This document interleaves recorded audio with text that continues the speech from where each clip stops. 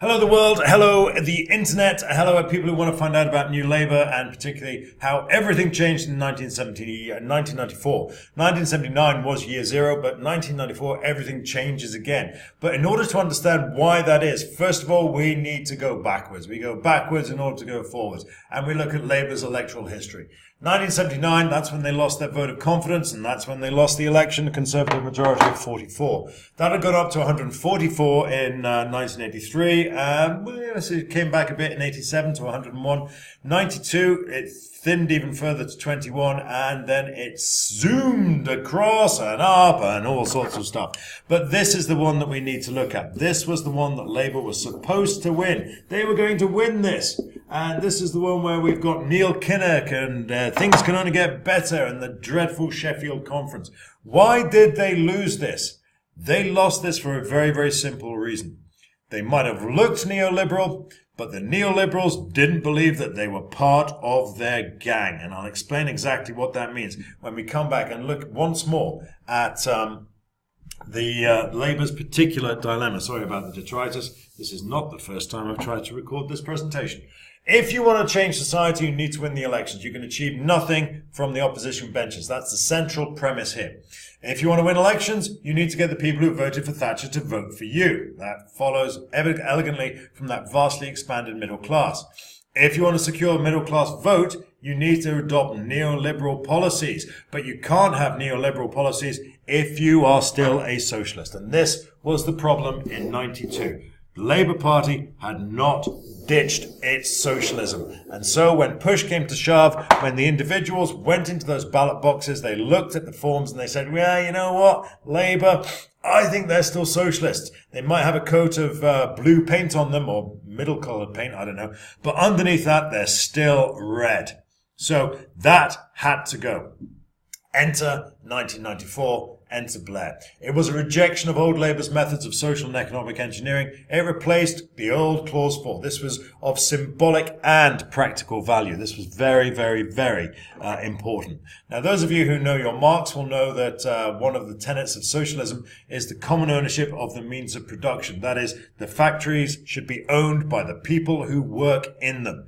Now, if you got rich by buying British Gas or British Telecom shares or British Telecom or any of the privatized things that the Tories sold, then you are not interested in this. So this had to go. There was no way that the middle class were going to vote for Labour if it committed itself on paper to the common ownership of the means of production. That is, the workers should own the places in which they work. Nobody who was a good little capitalist was ever going to vote for them while that was still in their manifesto, while that was still in their constitution. So that had to go.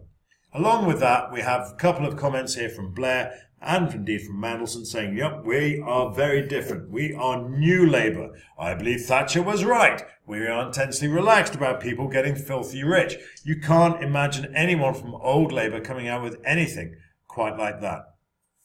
But it wasn't simply Thatcherism. It would be a mistake to say that Blair was Thatcherism. Remember how that vote declined. It went from 144 to 101 to 21. Something wasn't working in Thatcherism. Blair identified that, and he said we need to differentiate ourselves from Thatcherism. That was the first thing. The second thing was he had to give something back to the grassroots of the Labour Party, who were struggling to get their heads around this transformation at the top. How could Blair differentiate himself from Thatcher while also bringing with him the grassroots hardcore socialists who weren't perhaps so convinced as the officer class about this particular transformation? Well, it was really quite nice. He said, we're going to adopt liberal economic policy, but we're also going to focus on eliminating absolute poverty. We are going to get people out of poverty so they can benefit from capitalism. We're going to have a strong and stable society, just like Mrs. Thatcher, but we're going to have a strong and stable society through tolerating diversity and multiculturalism. If everybody's tolerant and everybody's different, then everybody's actually the same. We're all playing by the same hymn sheet. We're all playing by the same rules, singing from the hymn sheet, reading from the same page, if we're all willing to embrace diversity and multiculturalism. You might argue that that's sophistry and rhetoric, but it's a convincing little bit of rhetoric. I'll have to give him that much. And so we have homogeneity from diversity and toleration. Blair had a big tent and everybody was invited. And if everyone's invited and no one's excluded, then hey, we're all in the same big tent. And, to give him his due, he did reverse the odious Cause 28. On the other hand, he also encouraged a proliferation of faith schools. And I'm sure I don't need to tell you how I feel about that. But anyway, let's move on. So, we're now moving on to neoliberal economic theory, or rather, we're moving back to neoliberal economic theory because you remember this from the previous presentation. Again, here we are. The emphasis is on growth. Look how much money all of these guys have made. Each of them is richer than they were before. Yes, these guys are still poor, but they were here, and now they're here. And these guys have gone from here to here, and these guys have gone from here to here. So look, everybody's better off than they were.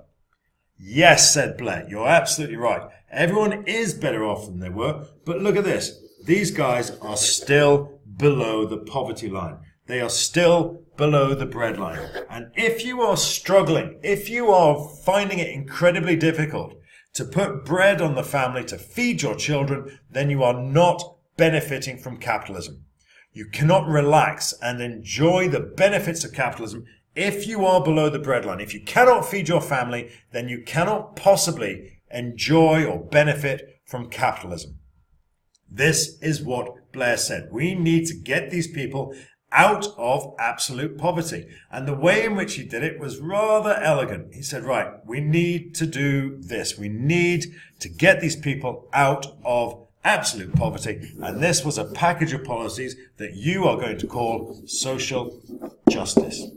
And this immediately established two things. First of all, it differentiated him from the Conservatives, and it also gave something from the old Labour school something to, I'll read that again. It also gave the old Labour school something to cheer about. Look, we've lifted these people out of absolute poverty, and they can now benefit from capitalism. They can now participate in the benefits of capitalism because they are no longer struggling simply to feed their family. They've got disposable income and they can now use that to buy shares or buy a house or buy a car, whatever it is. But they are now sitting on the capitalist merry-go-round and they're going to enjoy capitalism and get an awful lot from it. All the benefits of capitalism will accrue to you because you now can feed your family. Hurrah! So, that is New Labour economic policy. It is Thatcherism plus social justice. If you haven't got that, don't worry. I make that point again and again and again. Before I go on, however, I will make one simple observation.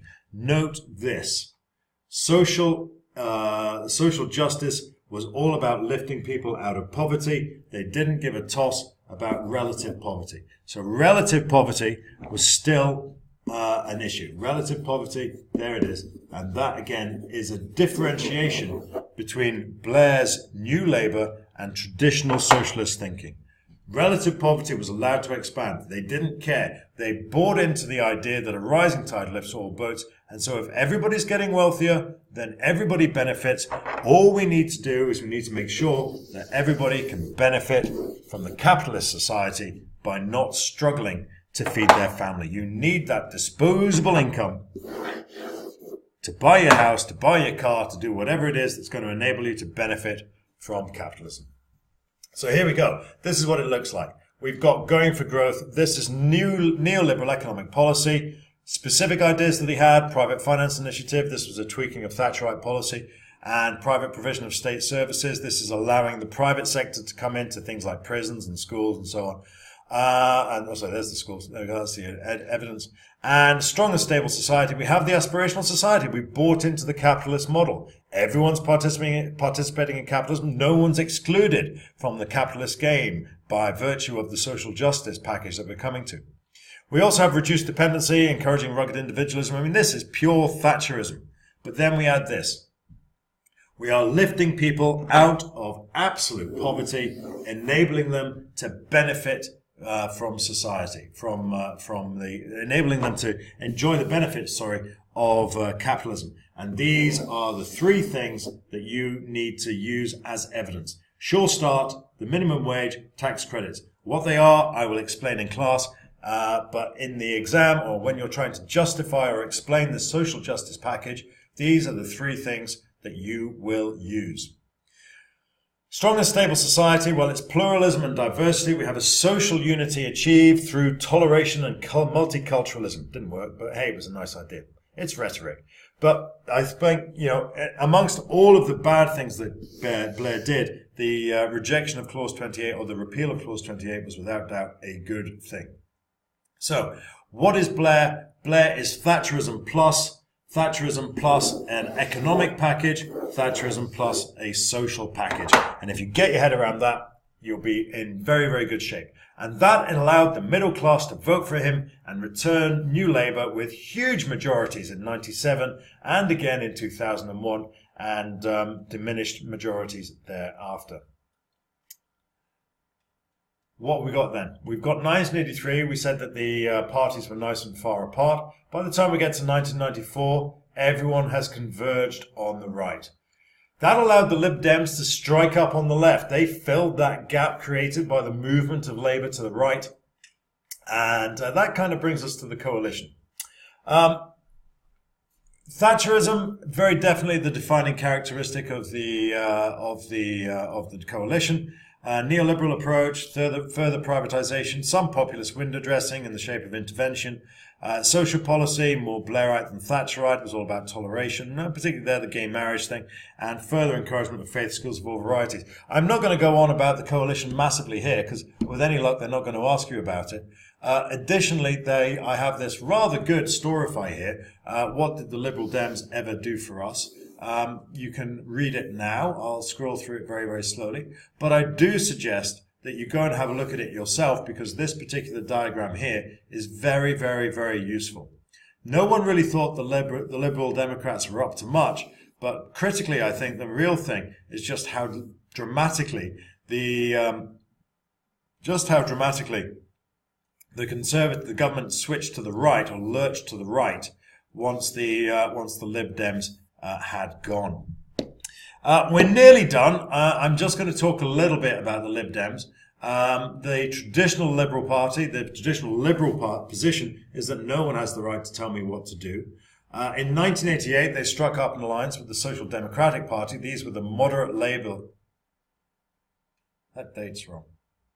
In 1998, they merged with the Social Democratic Party to create the Lib Dems. There had been an alliance with them for some time. Hang on, I got that wrong. They stayed there, Keynesian economic policy. So these were some of the policies adopted by the Lib Dems, and none of them have happened. And that's kind of where we are today. So that last slide on the Lib Dems was not my best.